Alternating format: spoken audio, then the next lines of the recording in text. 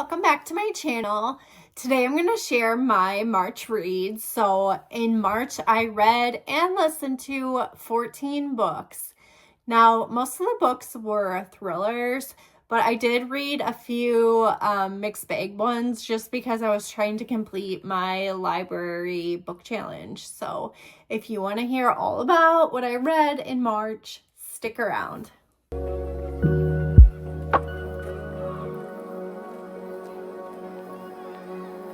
The first book I read in March was called Don't Believe Her by Nicola Sanders. And this is a thriller mystery book that I listened to on audio. I wanted to listen to something exciting while I was folding laundry. And I read and finished this book all in one day on March 1st. The book is about the main character, Ellie. Her best friend, Carla, went missing when they were teenagers many years ago. And the story is now, I think it's 10 or 15 years later. So Ellie is engaged to Carla's brother, and she still can't forget her best friend. And she's going to go on a podcast that looks for missing people. But suddenly, out of nowhere, Carla shows up, and she looks just like Carla, but something doesn't feel right about her. She doesn't remember the past the same way Ellie does, and the more she talks and the longer she sticks around, Ellie just doesn't think she is who she claims to be. It's very twisty, suspenseful. I actually gave it 5 stars because it had a good pace and really had me hooked. I loved all the twists and turns. I definitely recommend if you are a thriller lover, Don't Believe Her. I read The Kiss Quotient by Helen Hoang. Hopefully I'm saying that right. I read a library book. It is a contemporary romance, and I just thought it sounded cute. I read it from March 1st to March 3rd.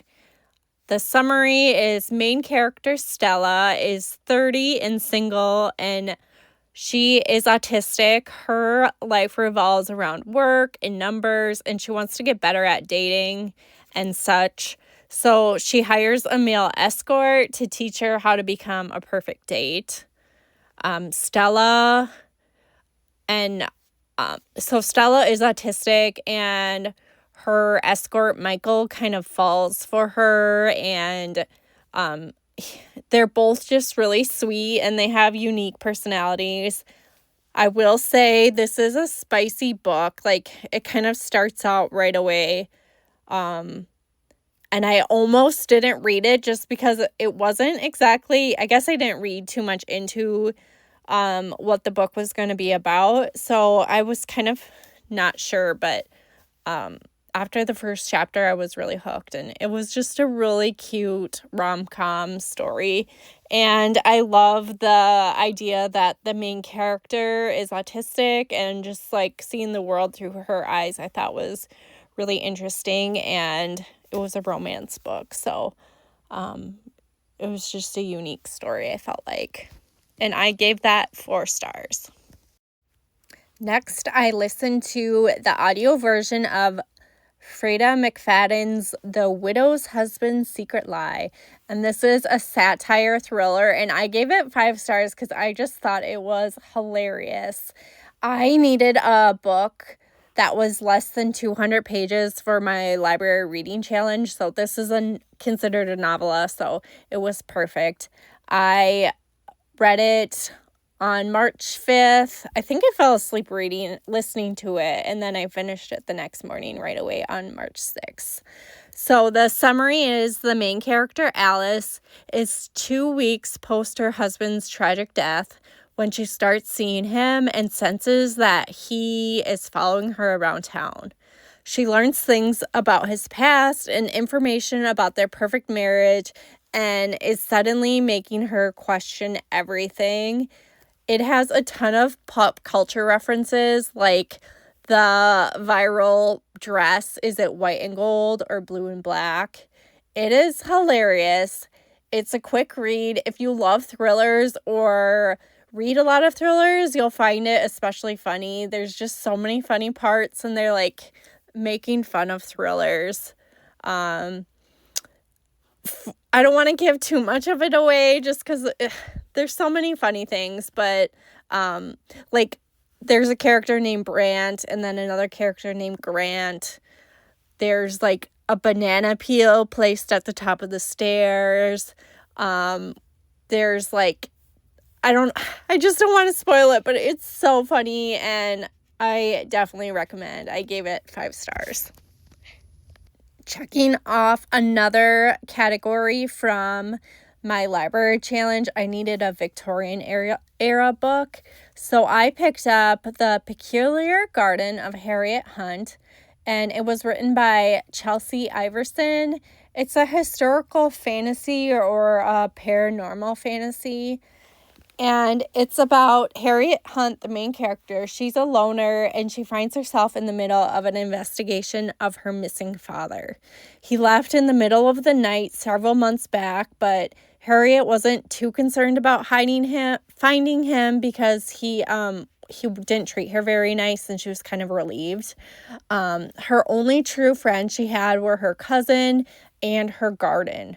Her garden has magical properties. It seems to come alive with Harriet's emotions. And one day, Harriet meets a man, and suddenly her world goes from being alone and only having her garden to being a married woman. But her husband isn't quite as good as he first seemed. It's got witchy vibes. It's a slow start, but overall pretty good and a unique story. I did give it 2.5 stars.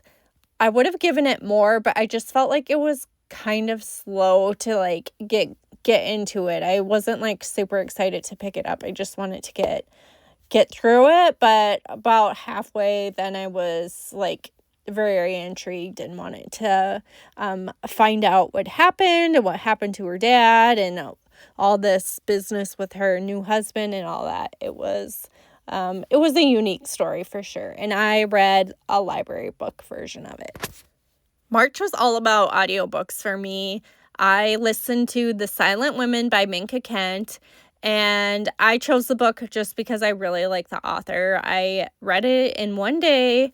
So the main character, Jade, is newlywed, and she's navigating life as a wife and living a unique situation as her husband's ex-wife lives in the guest house in her backyard. So although they're divorced, her husband is committed to taking care of his mentally frail ex-wife after she suffered from a terrible accident, leaving her disabled. So the main character is Jade. Her husband's ex-wife was injured in an accident, and now she lives in their backyard, in their guest house. But soon, Jade discovers more about the accident that disabled his ex-wife, and she feels that someone close by is to blame for the accident, and she kind of is untrustworthy of neighbors and housekeepers and people who she is close to. I was definitely expecting more twists and turns, but it was a decent, fast-paced thriller. It was perfect for listening to while I cleaned the house, and I gave it 3 stars. This next book was a book I was looking forward to reading this year.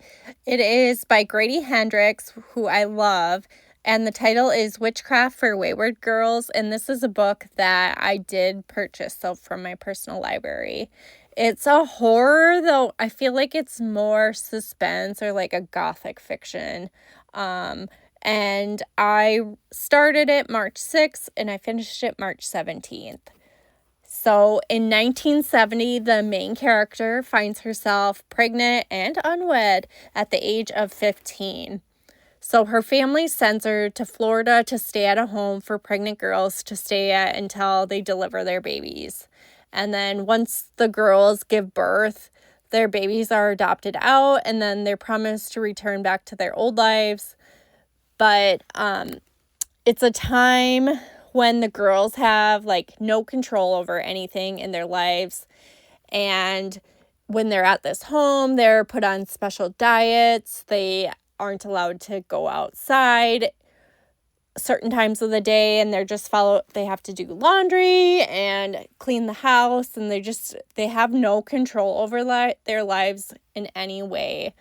And then there's a mobile library that comes in the summer, and one of the girls is introduced to a book about witchcraft by the librarian.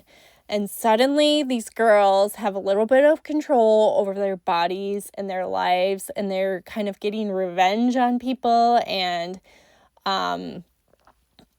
you kind of are introduced to witchcraft and how it's helping the girls, but also, like, is there an alternative motive? Like, this librarian who gave them the book, is she helping the way she wants or not? I picked this book because I love the author. I really enjoyed his other books. How to Sell a Haunted House, My Best Friend's Exorcism, The Southern Book Club's Guide to Slaying Vampires. Unfortunately, this was not my favorite Grady Hendrix book. It was kind of unclear the whole time. Are we for the witches and witchcraft or against? There was kind of a little bit of you didn't really know who you were rooting for. And I will say it was wrapped up pretty good. It's sad. There obviously is kind of a traumatic story with adoption, and some of the girls didn't have a choice. And some of the ways they found themselves in this home is just kind of like sad and depressing. So definitely a trigger warning for like assault, teen pregnancy, all that. But I gave it 3 stars, so I would definitely read it again if I needed to for a reason. Another Nicola Sanders book I listened to in March was called Don't Let Her Stay. It's a thriller. I really like the author. I binge listened to this book all in one day. It is about a newly married and new mother, Joanne.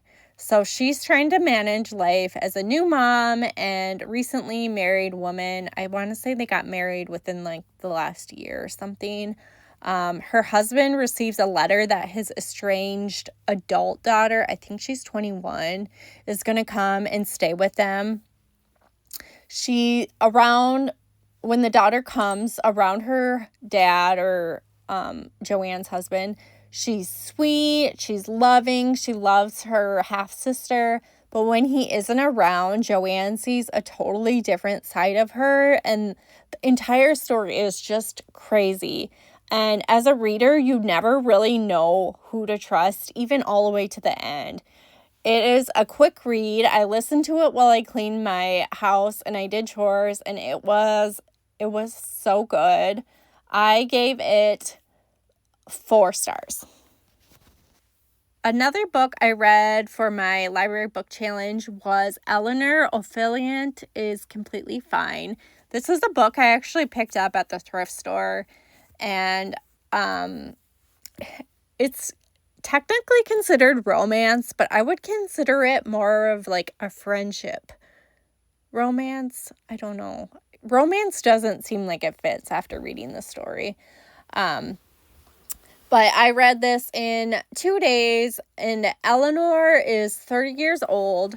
She's a loner. She works and has no friends. She lives life by following a strict schedule, but she goes to a concert like for work or something, and she suddenly finds herself extremely attracted to a stranger, a singer or a performer at this concert, and she decides she's going to fall in love with him and he's going to fall in love with her. So she suddenly makes an effort to make herself more presentable and more adventurous, and as the book progresses, you learn more about kind of why she is the way she is. She's had a traumatic childhood, and like there was a specifically tragic event that you discover the more you read. And throughout the book, Eleanor finds some true friends and just kind of a different version of herself. There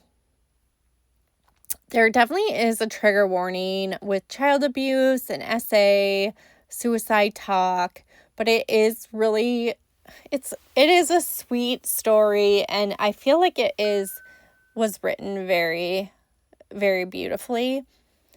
Something that is kind of weird is that the book that I have, you know how people will, like other authors or celebrities will like put a little quote or something advertising the book or their thoughts on the book. This one said on the front, beautifully written and incredibly funny. And honestly, I did not think it was a funny story at all. I thought it was beautiful, but it was also really sad. I definitely don't go into this book thinking it's a comedy in any way. I almost felt, so this was a lot like, I felt like she was a lot like the character in The Kiss Quotient who was autistic, but the author said that Eleanor is not autistic. But she just has like this traumatic childhood and back story that makes her kind of like socially awkward and just kind of like struggling with everyday life. But I gave it 3 stars. Definitely not a comedy or humorous. So if you read it, don't go into it thinking you're going to laugh out loud. I didn't laugh, I don't think, once. The Woman in the Library by, I'm going to probably butcher this, Solari Gentile. And this is a mystery whodunit kind of book. And I actually picked up this book from the library book sale. So it's part of my personal library now.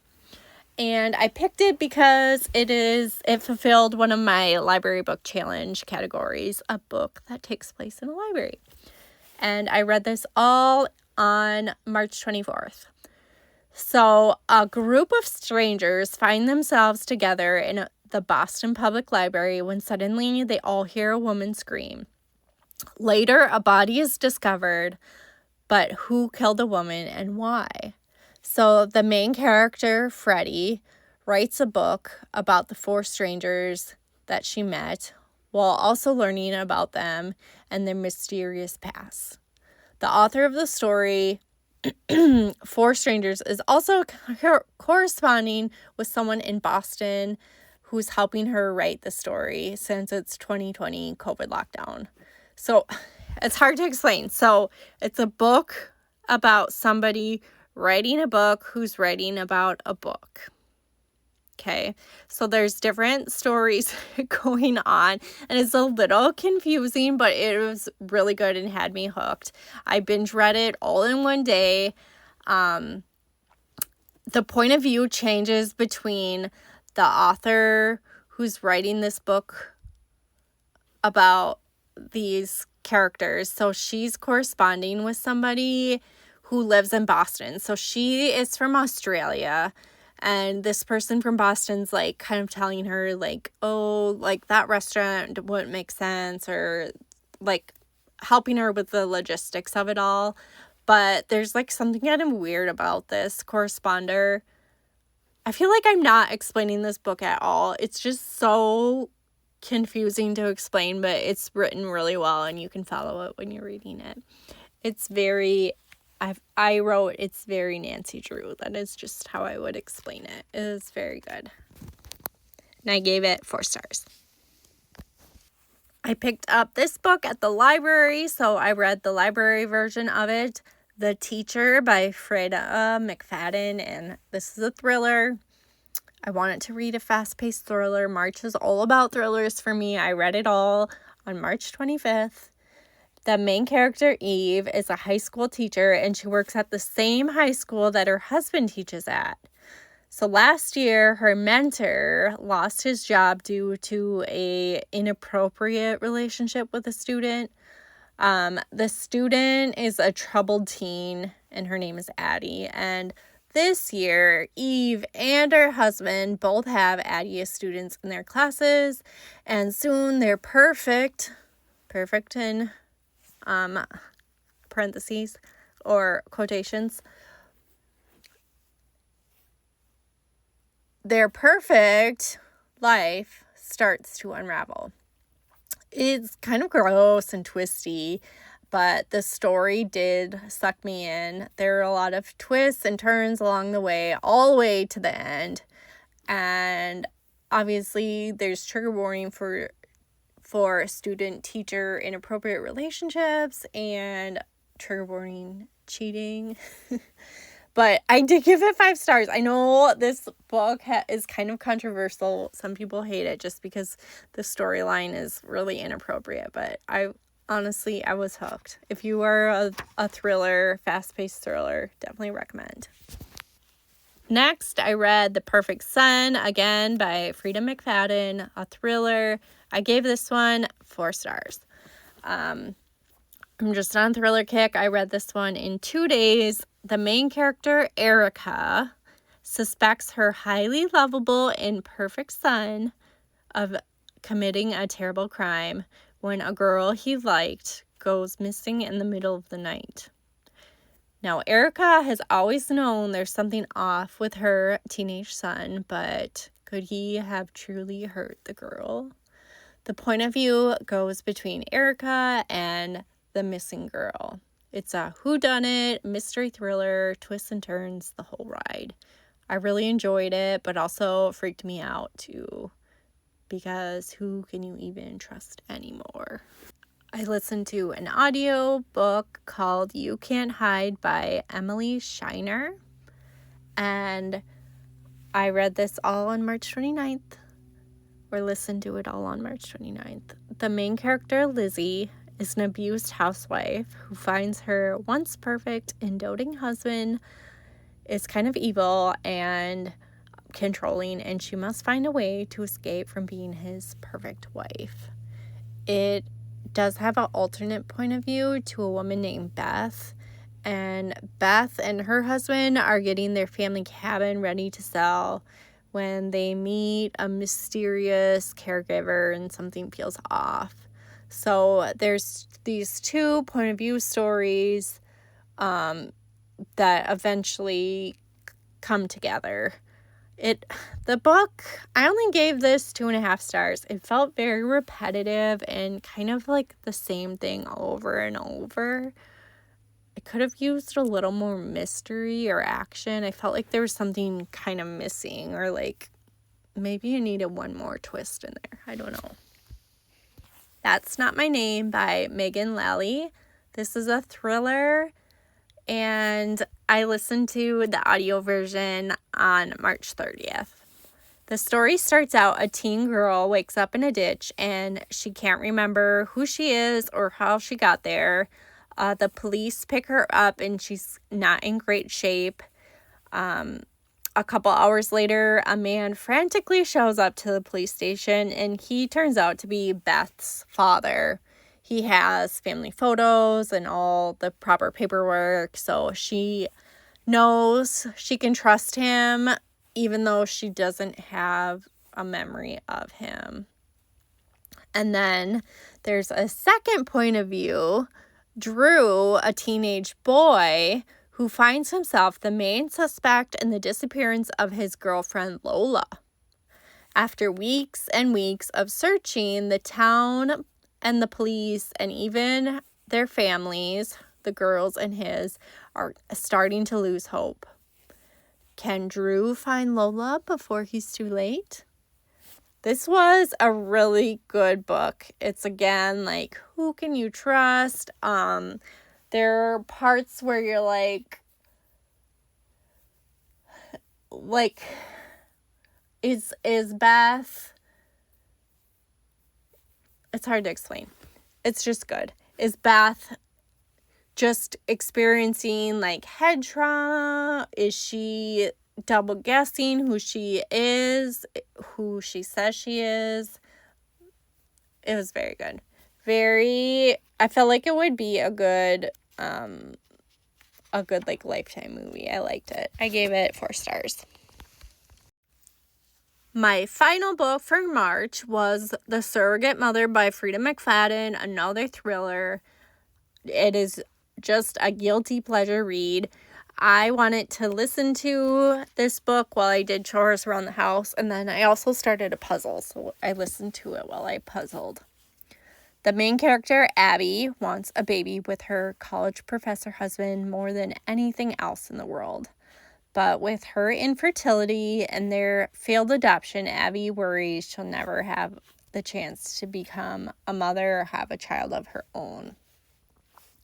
One day, Abby is approached by her young and fertile assistant offering to be her surrogate mother. Her assistant's name is Monica, and Monica and Abby and her husband make up a contract, and Monica will get to finish her education paid by Abby and her husband, and Abby will finally get a baby. So that's kind of the trade-off. Soon, though, Abby's life starts to fall apart. She begins missing appointments. She's not reading important emails. And now her husband seems kind of suspicious, and he seems to care more about Monica than his own wife. It is so twisty. It's a train wreck. Bad decision after bad decision, but it was so good. I gave it 4 stars. Thanks for watching, and come back next month to hear what I read in April.